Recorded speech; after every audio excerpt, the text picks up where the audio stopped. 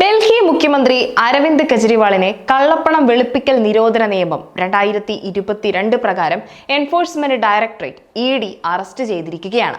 പാർട്ടിയുടെ ദേശീയ അധ്യക്ഷനും മുഖ്യമന്ത്രിയുമായ അരവിന്ദ് കെജ്രിവാളിന്റെ അറസ്റ്റിൽ ഡൽഹിയിൽ വ്യാപക പ്രതിഷേധം നടന്നുകൊണ്ടിരിക്കുന്നു. മന്ത്രിമാരെ ഉൾപ്പെടെ പോലീസ് അറസ്റ്റ് ചെയ്ത് നീക്കുന്ന സാഹചര്യമുണ്ടായി. തിരഞ്ഞെടുപ്പ് അടുത്തു നിൽക്കെ BJP നടത്തുന്ന രാഷ്ട്രീയ നാടകമാണ് ഈ അറസ്റ്റെന്നും പ്രതിഷേധിക്കുന്നവരെ ഭയപ്പെടുത്താനാണ് മോദി സർക്കാർ ശ്രമിക്കുന്നതെന്നുമാണ് പ്രതിഷേധങ്ങൾ.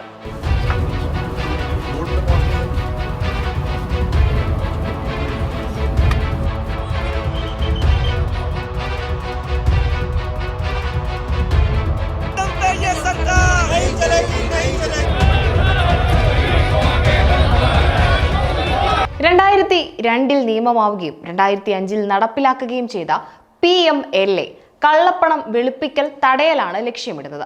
2012 ഭേദഗതിയിൽ ബാങ്കുകൾ, മ്യൂച്വൽ ഫണ്ടുകൾ, ഇൻഷുറൻസ് കമ്പനികൾ എന്നിവയെ കൂടി ഉൾപ്പെടുത്തി അതിന്റെ വ്യാപ്തി വിപുലീകരിച്ചു.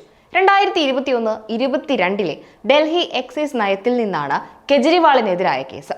മദ്യത്തിന്റെ മൊത്ത കച്ചവടക്കാർക്ക് കൊള്ള ലാഭം കൊയ്യുന്ന തരത്തിൽ നയരൂപീകരണം നടത്തിയെന്നും ഇതിനായി 600 കോടി രൂപയുടെ ഹവാല ഇടപാട് നടത്തിയെന്നുമാണ് കേസ്. ഈ നയരൂപീകരണത്തിൽ കെജ്രിവാൾ നേരിട്ട് ഇടപെട്ടുവെന്നും ED കോടതിയിൽ വ്യക്തമാക്കി.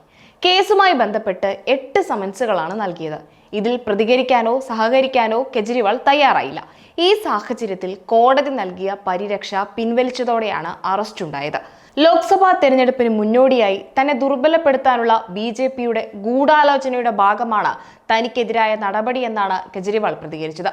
ഡൽഹി എക്സൈസ് നയക്കേസിൽ എൻഫോഴ്സ്മെന്റ് ഡയറക്ടറേറ്റിന്റെ നിർബന്ധിത നടപടി നേരിടുന്ന 4ാമത്തെ ആം ആദ്മി പാർട്ടി നേതാവാണ് കെജ്രിവാൾ. മനീഷ് സിസോദിയയും സഞ്ജയ് സിംഗും നേരത്തെ അറസ്റ്റിലായിരുന്നു. നിലവിൽ ജുഡീഷ്യൽ കസ്റ്റഡിയിലിരിക്കുകയാണവർ. സത്യേന്ദർ ജെയിൻ മറ്റൊരു കള്ളപ്പണം വെളുപ്പിക്കൽ കേസിൽ ജുഡീഷ്യൽ കസ്റ്റഡിയിലുമാണ്. കെജ്രിവാളിനെതിരെ ED ഉന്നയിക്കുന്ന ആരോപണങ്ങൾക്ക് മതിയായ തെളിവില്ല എന്നതാണ് പ്രതിഭാഗത്തിന്റെ വാദം. വാട്സപ്പ് ചാറ്റുകൾ ഉണ്ടെന്നാണ് EDയുടെ പക്ഷം. 45 കോടി രൂപ ഗോവ തെരഞ്ഞെടുപ്പിൽ ഉപയോഗിച്ചെന്നും പഞ്ചാബ് തെരഞ്ഞെടുപ്പിലും ഉപയോഗിച്ചുവെന്നുമാണ് വാദം. ചെന്നൈയിൽ നിന്നും ഡൽഹിയിലേക്കും അവിടുന്ന് ഗോവയിലേക്കുമാണ് ഹവാല പണമിടപാട് നടന്നതെന്നും ED വാദിക്കുന്നു.